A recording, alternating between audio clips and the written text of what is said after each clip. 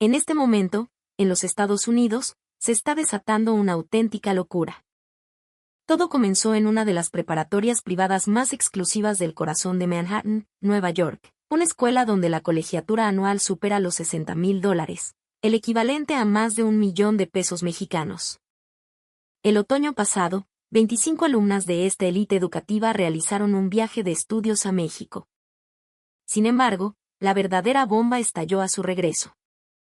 Un video que las estudiantes subieron a sus redes sociales se convirtió en un fenómeno viral, alcanzando 2 millones de reproducciones y extendiéndose como un reguero de pólvora por toda la nación.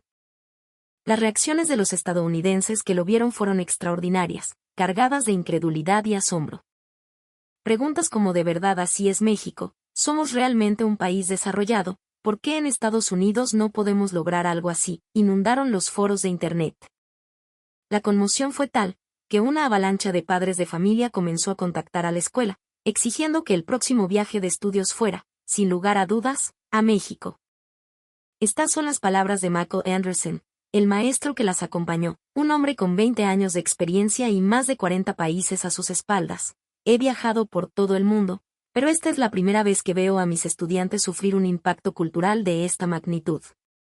¿Qué sucedió exactamente durante esos 4 días y 4 noches en la Ciudad de México? Prepárense para escuchar el vívido relato de un maestro estadounidense que descubrió un México que nunca imaginó. Mi nombre es Michael Anderson y he sido profesor en Nueva York durante las últimas 2 décadas. El otoño pasado, me embarqué en el viaje más inolvidable de mi vida. El destino, la Ciudad de México. Nuestra escuela es una de las más prestigiosas incluso para los estándares de Manhattan. Las 25 chicas que participaron en este viaje eran, en su mayoría, herederas de la más alta sociedad estadounidense. Hijas de magnates de Wall Street, de socios principales en bufetes de abogados de renombre, de cirujanos condecorados. Sus padres, obsesionados con la seguridad y el estatus, habían comenzado a planear este viaje con 1 año de antelación, y no sin una enorme dosis de paranoia. En mis 20 años como educador, he guiado estudiantes por más de 40 países. Hemos recorrido las grandes capitales de Europa, explorado ruinas antiguas en Sudamérica y nos hemos maravillado con la naturaleza de Australia. Francamente, esperaba que este viaje a México fuera una experiencia similar, una más en la larga lista. Pero estaba profundamente equivocado. El drama comenzó mucho antes de abordar el avión. La junta de padres fue un campo de batalla. ¿México?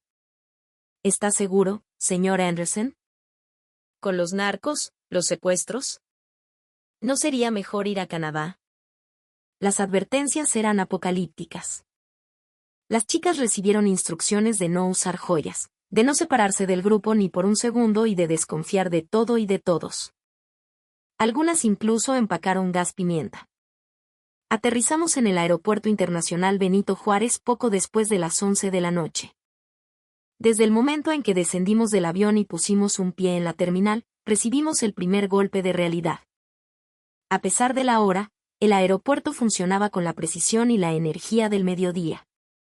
El JFK de Nueva York, a esa misma hora, es un fantasma. Más de la mitad de las tiendas están cerradas, las luces se atenúan y la limpieza se vuelve, por decirlo suavemente, una ocurrencia tardía. Pero el AICM era otro universo. En cada módulo de información había personal con sonrisas radiantes, listos para ayudar. Lo que más me sorprendió fue que sus expresiones no revelaban ni un ápice del cansancio del turno nocturno. Parecía que nos estuvieran esperando, con una naturalidad que desarmaba. Al mirar al suelo, casi no pude creer lo que veía. El mármol brillaba como un espejo. Me pregunté cómo era posible mantener tal nivel de limpieza en un lugar por donde transitan decenas de miles de personas al día. Vi al personal de limpieza pasar el trapeador casi inmediatamente después de que un pasajero caminara, operando como un sistema perfectamente sincronizado. Al pasar por los sanitarios, la sorpresa fue aún mayor. Un empleado pulía los grifos con una dedicación que rayaba en lo artístico. Era una escena inimaginable en Estados Unidos, donde los baños del aeropuerto JFK a menudo desprenden un olor desagradable y no es raro que el papel higiénico se agote y nadie lo reponga durante horas. Mientras esperábamos en la fila de migración, observé las caras de mis estudiantes. Tenían los ojos abiertos como platos, examinando cada detalle a su alrededor. Una de ellas, Jessica, se acercó y me susurró: «Señor Anderson, ¿por qué está todo tan limpio y silencioso?» No supe qué responderle, solo atiné a pensar que, quizás, así era simplemente México. En el control de pasaportes, recibimos el segundo impacto. A pesar de ser un grupo numeroso y no programado de estudiantes extranjeras, el personal de migración no mostró el más mínimo signo de caos o molestia. Al contrario, en cuestión de segundos, asignaron a un oficial que hablaba un inglés fluido y que, consciente de la edad de las chicas, les explicó cada paso del proceso con una voz pausada y clara. Cuando algunas tuvieron dificultades con los kioscos automáticos de reconocimiento facial, un agente se acercó de inmediato para ayudarlas. Las pantallas ofrecían soporte en múltiples idiomas, incluido el inglés, y su diseño intuitivo permitió que todas completaran el trámite sin problemas. En Estados Unidos, pasar por migración puede llevar fácilmente 1 o 2 horas. Las filas son interminables. Los agentes suelen tener una actitud hostil y las preguntas son tan rigurosas que la experiencia se vuelve intimidante. Pero en el AICM, todo el proceso nos tomó apenas 15 minutos. De camino a recoger nuestro equipaje, vimos una pantalla electrónica gigante que indicaba con precisión la ubicación de nuestras maletas, la banda, el tiempo estimado de llegada. Todo. En el JFK, encontrar tu equipaje es una lotería. Puedes esperar 1 hora sin tener idea de por dónde aparecerá. Aquí, seguimos las indicaciones y, tal como se anunciaba, nuestras maletas llegaron puntualmente. En ese momento comprendí que no se trataba solo de un aeropuerto eficiente, sino de un país entero que operaba bajo un sistema diferente, uno que nosotros, en nuestra arrogancia, desconocíamos por completo. Mientras esperábamos el autobús que nos llevaría al hotel, noté un cambio evidente en la expresión de las chicas. La tensión inicial, ese miedo a lo desconocido inculcado por sus padres, se había disipado, reemplazado por una mirada de genuina curiosidad. Pasada la medianoche, abordamos el autobús. Su interior estaba impecablemente limpio y los asientos eran sumamente cómodos. El conductor, al notar que éramos extranjeros, nos dio la bienvenida en un inglés amable y nos explicó que el trayecto hasta el corazón de la Ciudad de México tomaría unos 40 minutos. Pidiéndonos amablemente que nos abrocháramos los cinturones.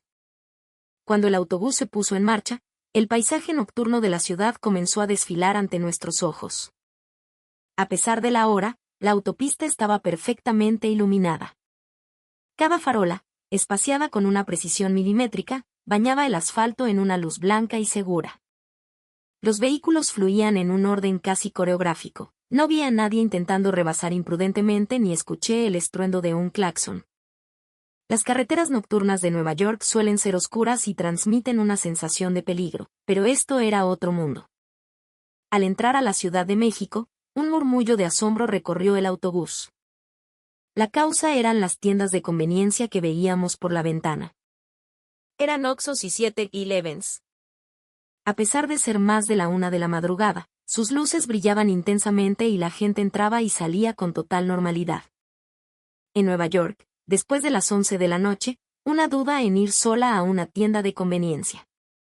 El peligro es una percepción constante. Sin embargo, en esta parte de la Ciudad de México, pasada la 1 de la mañana, vimos a mujeres jóvenes caminando solas por la calle, sin mostrar el más mínimo signo de miedo o ansiedad. Algunas llevaban audífonos, otras salían de un Oxxo bebiendo un refresco. Parecía una escena completamente natural. Una de las chicas, con la cara pegada a la ventana, murmuró: «Esto sería imposible en Estados Unidos». Y tenía razón. Una mujer caminando sola a las 2 de la madrugada por Nueva York es una imagen inconcebible. Tomaría un taxi, iría acompañada o, simplemente, no saldría. Pero en las calles de Polanco y Reforma, esto parecía ser parte de la vida cotidiana. A medida que nos acercábamos al centro, imponentes rascacielos comenzaron a llenar nuestro campo de visión. Oficinas con luces de neón, edificios corporativos de cristal y acero, la ciudad entera vibraba con una energía inagotable. Al cruzar un puente sobre el periférico, la vista nocturna nos dejó sin aliento. los edificios que flanqueaban la vía, las luces reflejándose en los coches y, a lo lejos, la silueta inconfundible del Ángel de la Independencia y la Torre Latinoamericana. No tenía nada que envidiarle al skyline de Manhattan. De hecho, quizás era un paisaje aún más grandioso y moderno.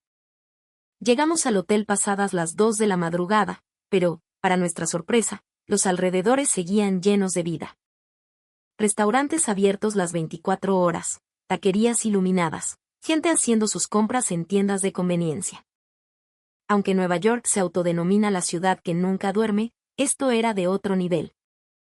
La noche en Manhattan es para quienes están dispuestos a asumir un riesgo. La noche en la Ciudad de México parecía estar abierta para todos. Al hacer el check-in, experimentamos el último toque de calidez de esa noche. El recepcionista, considerando que éramos un grupo de estudiantes, nos asignó habitaciones en un piso tranquilo para garantizar nuestro descanso. Además, nos explicó detalladamente el horario del desayuno y nos recomendó lugares cercanos. Eran más de las 2 de la mañana, y aún así, no mostró ni un rastro de fatiga. Nos recibió con una bienvenida que se sentía genuina. En el ascensor, camino a nuestras habitaciones, las chicas se miraron unas a otras. No hizo falta decir nada. Podía sentir que todas pensábamos lo mismo. Había pasado poco más de una hora desde que salimos del aeropuerto, pero ya teníamos la sensación de haber llegado a un lugar radicalmente diferente al mundo que conocíamos. Esa noche, me costó conciliar el sueño. No podía dejar de preguntarme qué otras sorpresas nos depararía este país en los días siguientes. En ese momento, ni siquiera podía imaginarlo. Unas horas más tarde, el jet lag hizo de las suyas. Un grupo de chicas empezó a hacer ruido en el pasillo. Tenían hambre. Miré mi reloj, eran apenas las 6 de la mañana. Como profesor, me sentí en un aprieto. Encontrar un restaurante abierto tan temprano es un desafío en cualquier país del mundo. En Nueva York, si quieres una comida decente a las 6 de la mañana, tienes que esforzarte. El desayuno del hotel no comenzaba hasta las 7, y no podía dejar que las estudiantes, agotadas por el viaje, esperaran una hora. Me dirigí a la recepción y pregunté si había algún lugar abierto cerca. El empleado me sonrió con una amabilidad que parecía inagotable. Claro que sí.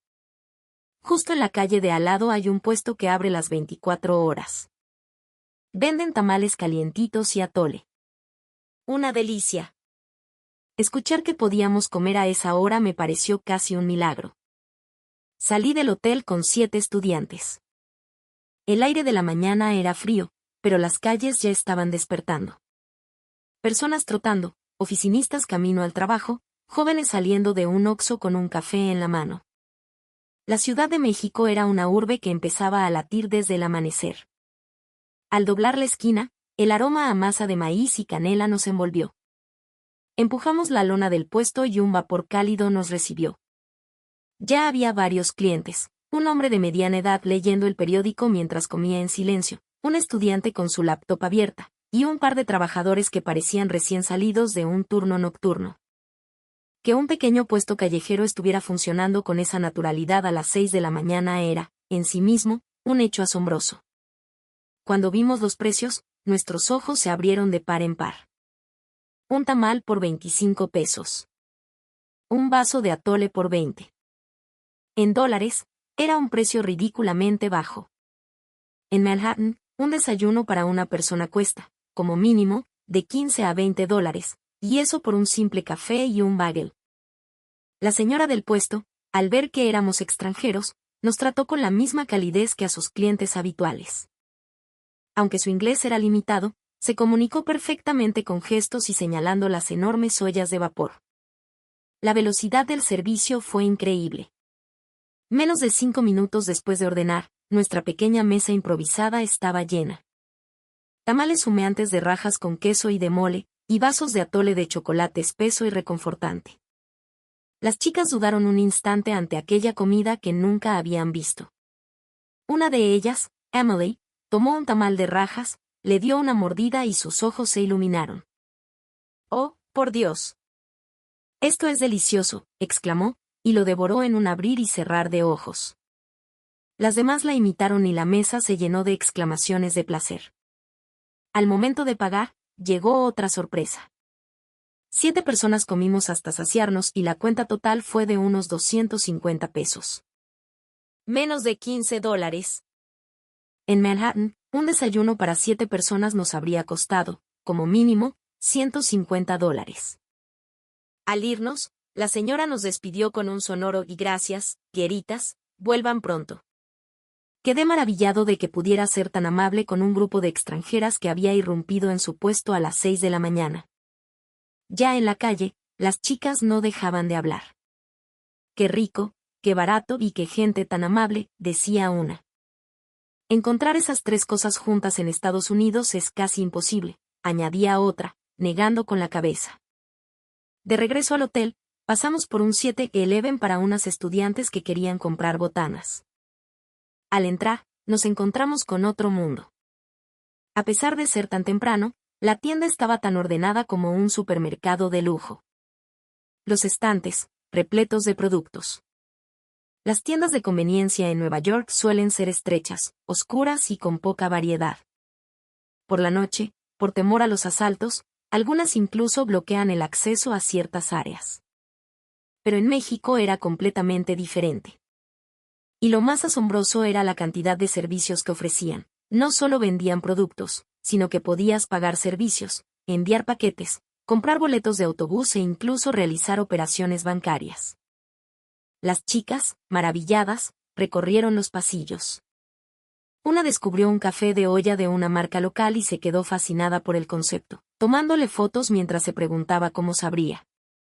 Se lamentaban de la cantidad de cosas que existían allí y que nunca habían visto en Estados Unidos. El cajero nos saludó con una sonrisa, sin mostrar la más mínima incomodidad o molestia por atendernos. Al contrario, sentimos su amabilidad al empacar cuidadosamente nuestras compras. Al salir, un estudiante murmuró, México es como un país que vive 24 horas. Siempre puedes conseguir lo que necesitas. Eso es algo que envidio. Y era verdad. En Estados Unidos, muchas tiendas cierran los domingos, pero aquí, incluso al amanecer, todo funcionaba.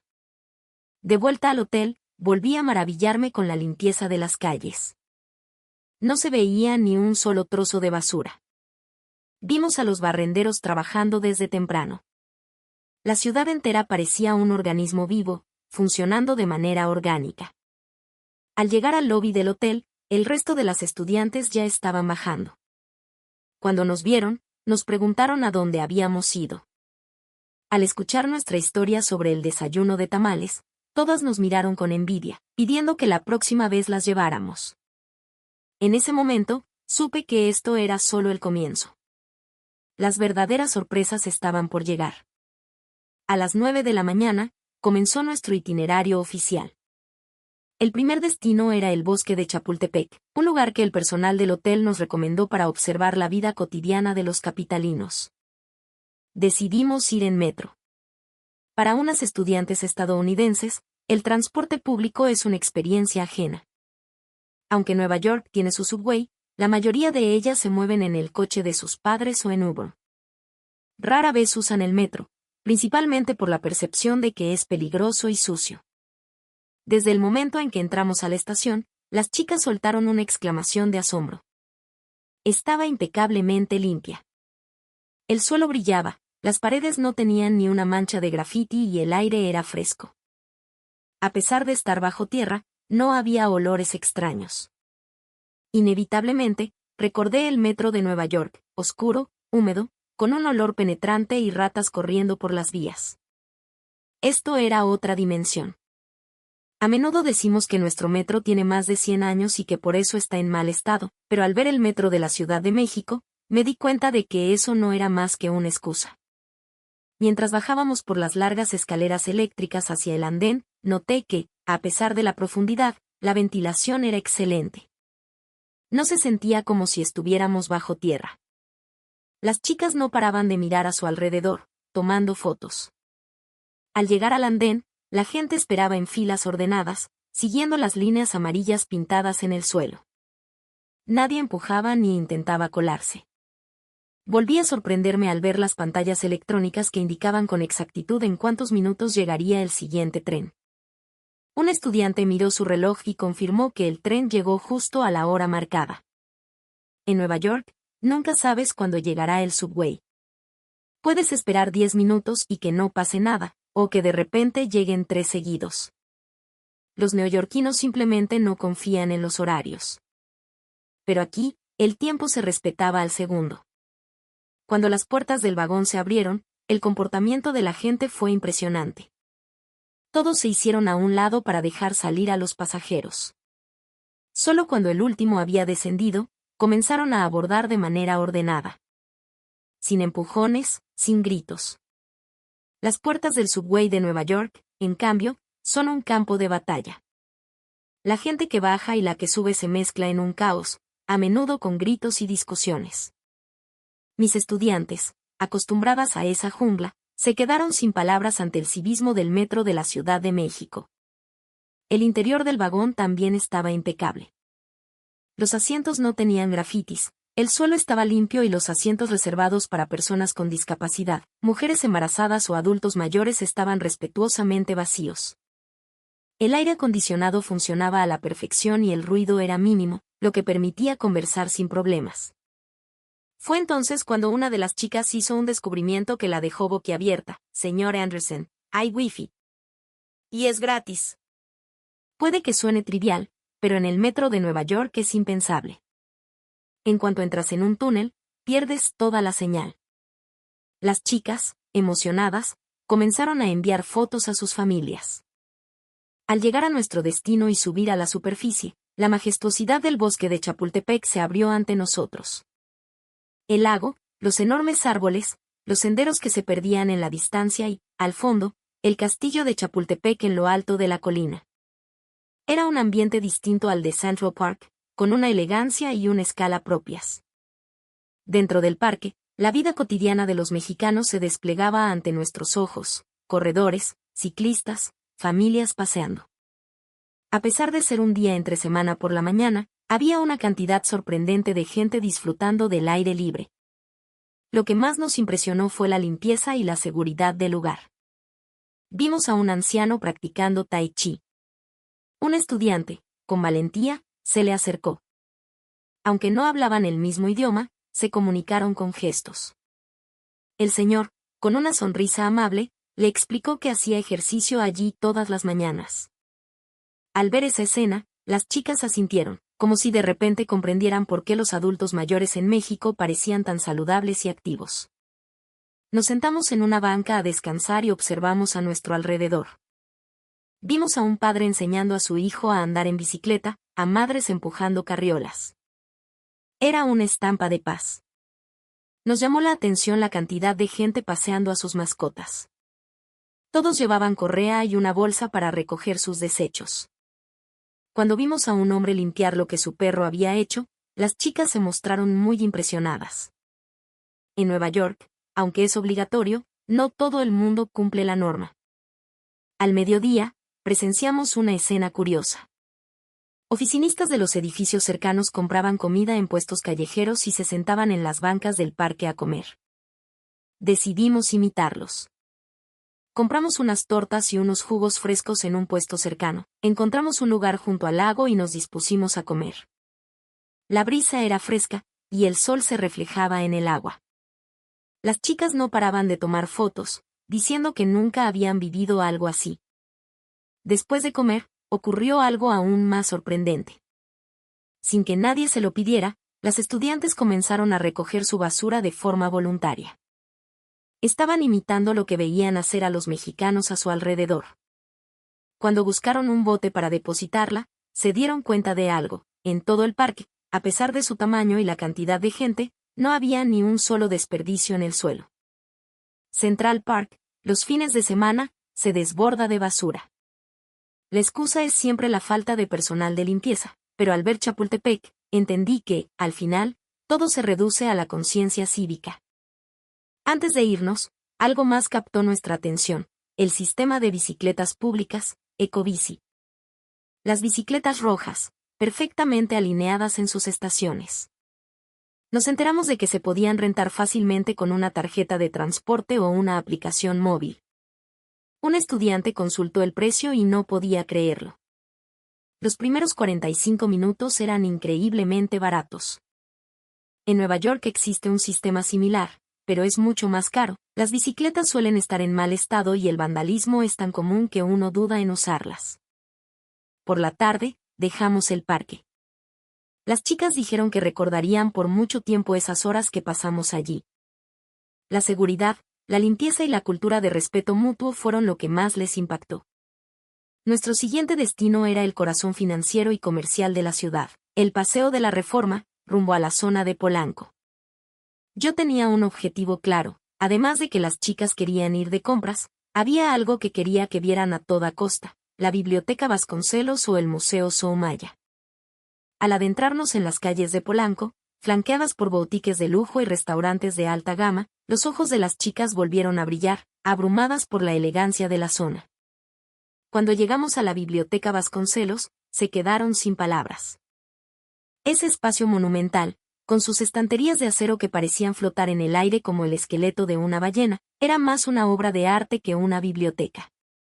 Pero lo que yo quería que vieran no era la arquitectura, sino a la gente que estaba dentro. A pesar de ser una tarde de entresemana, cientos de ciudadanos estaban inmersos en la lectura. Vimos a gente sentada en el suelo, completamente absorta en sus libros. Nos llamaron especialmente la atención los jóvenes ejecutivos, todavía con sus trajes, que aprovechaban la tarde para leer. Un estudiante me preguntó, ¿esa gente no trabaja? Probablemente se están tomando un tiempo de su día para aprender algo nuevo, le respondí. Mis palabras parecieron resonar en ellas, que observaron la escena con un respeto solemne. La imagen de oficinistas ocupados que, en lugar de pasar su tiempo libre en un café mirando el móvil, elegían una biblioteca para adquirir conocimiento, era una escena inconcebible en Estados Unidos. Pasamos cerca de una hora allí. Las chicas exploraron las secciones que les interesaban. Algunas leyeron revistas en inglés sobre México, otras hojearon libros de arte. Al salir, una de ellas dijo algo que me impactó: creo que ahora entiendo por qué México es un país tan desarrollado.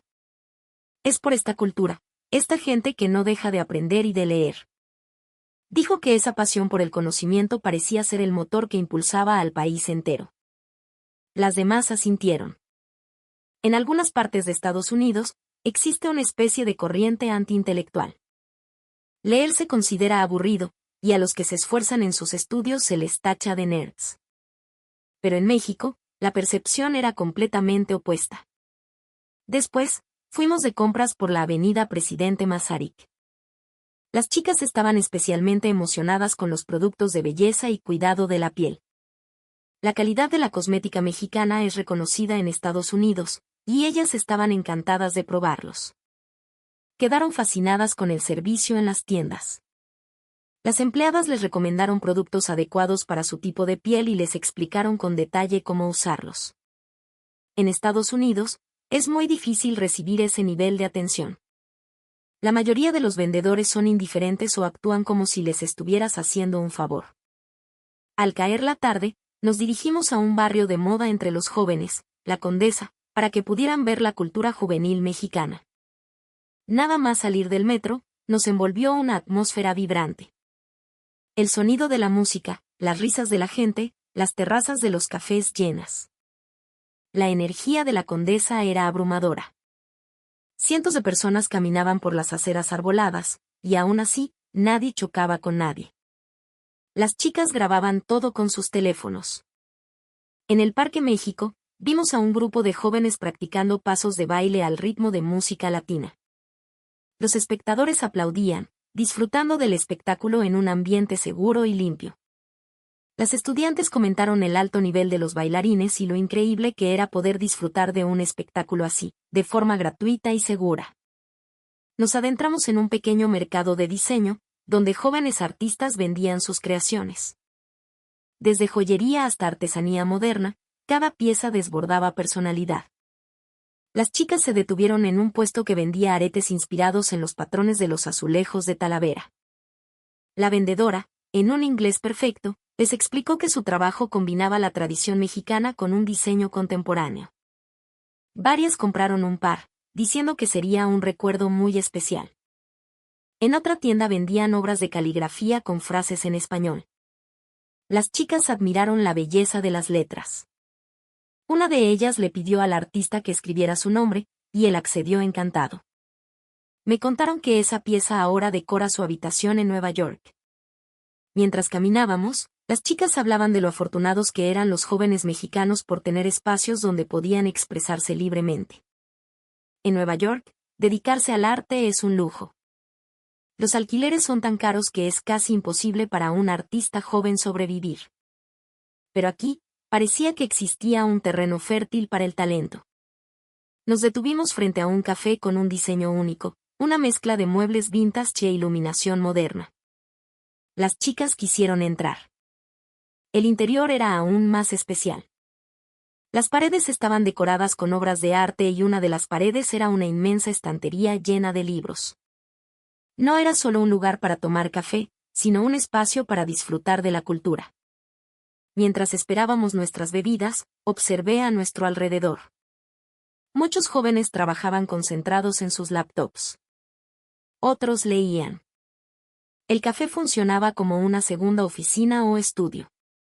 Una de las chicas comentó lo impresionada que estaba al ver a la gente tan concentrada en sus tareas.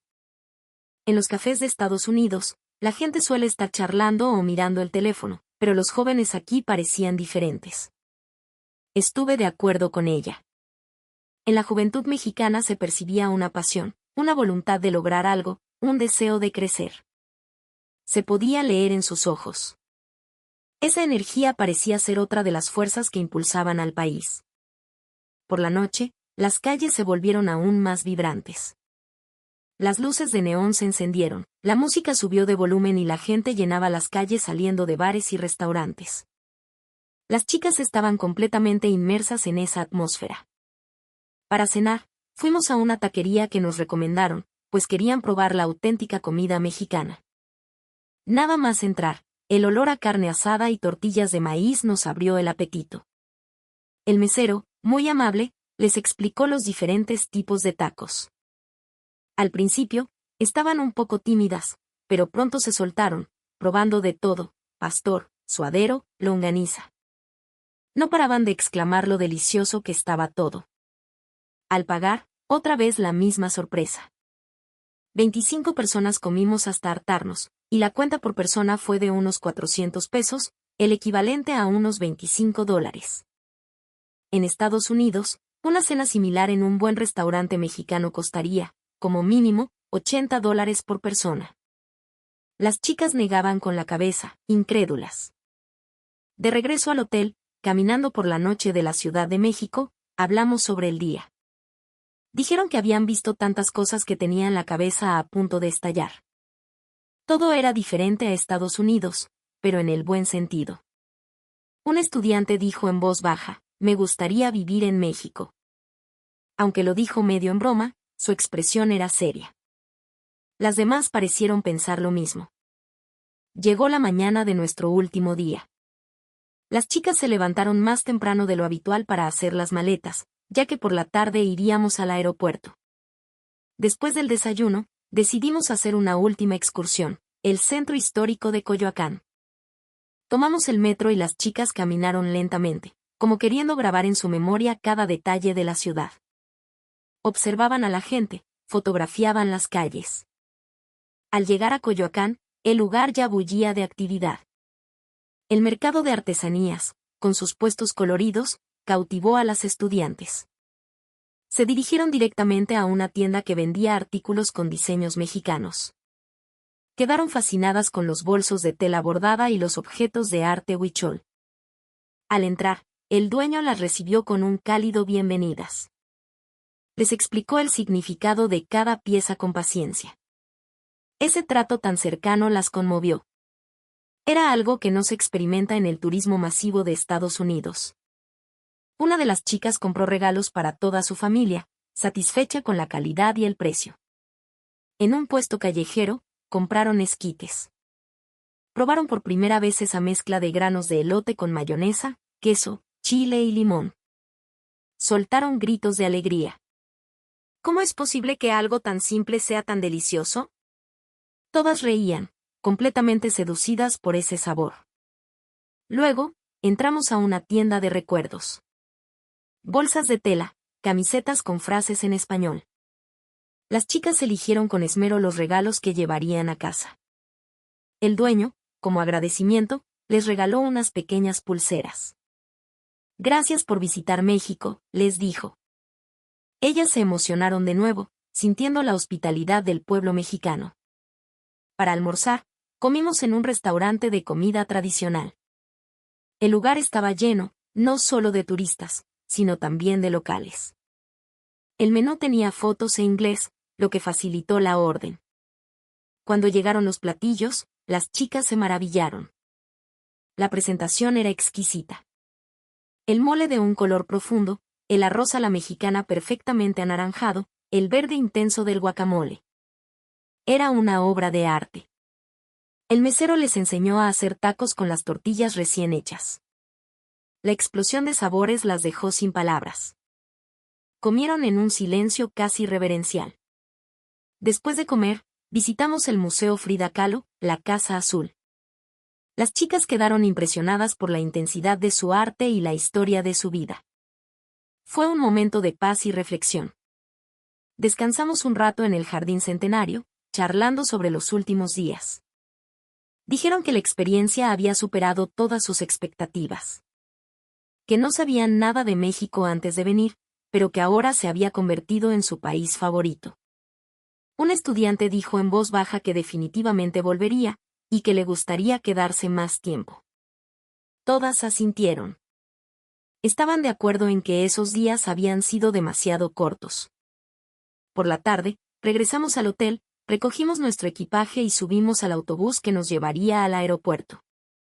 Aunque cargaban pesadas bolsas de compras, sus rostros estaban radiantes. Las cosas que compramos en México serán nuestros tesoros, dijo una de ellas, sonriendo. Mientras el autobús se alejaba, miraban por la ventana, tratando de absorber las últimas imágenes de la Ciudad de México. Alguien susurró, volveré, seguro que volveré. Llegamos al aeropuerto Benito Juárez, el mismo lugar al que habíamos llegado unos días antes. Pero el estado de ánimo de las chicas había cambiado por completo. La curiosidad inicial se había transformado en una profunda nostalgia. Al hacer el check-in, le dijeron a la empleada de la aerolínea, el tiempo que pasamos en México fue maravilloso. La empleada le sonrió y respondió, vuelvan pronto.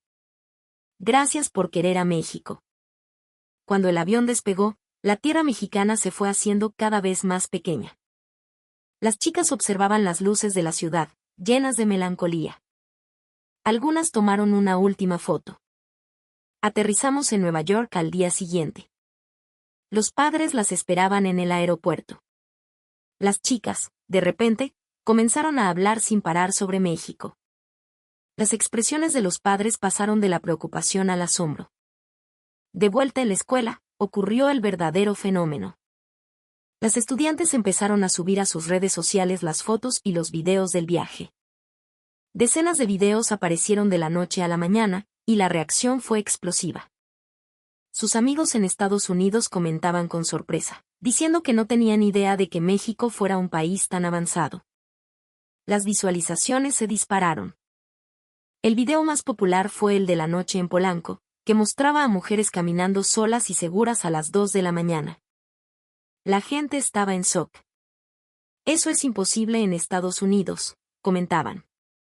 El video superó los 2 millones de visualizaciones. Los comentarios se repetían. ¿Por qué en Estados Unidos no podemos lograr esto?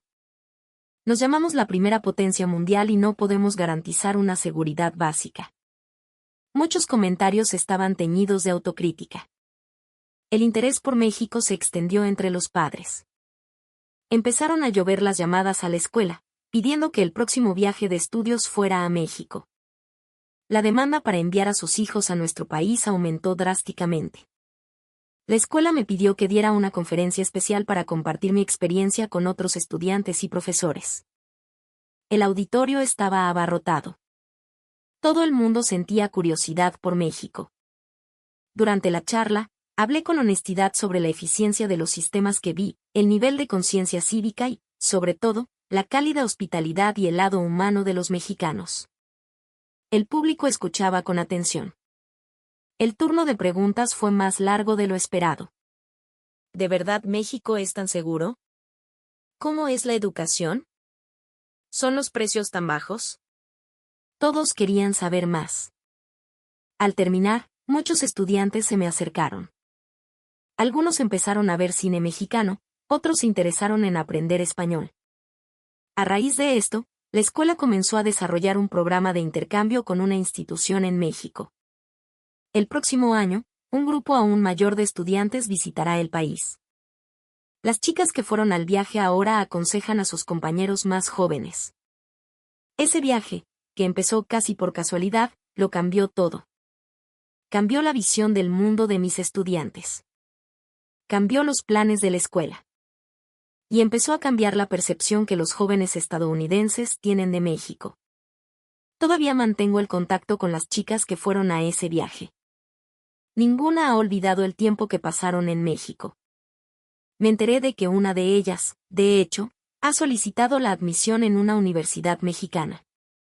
En 20 años, he viajado a más de 40 países, pero nunca había vivido una experiencia así. Nunca imaginé que un pequeño viaje pudiera causar un impacto tan grande. Una vez más, sentí la fuerza que tiene este país.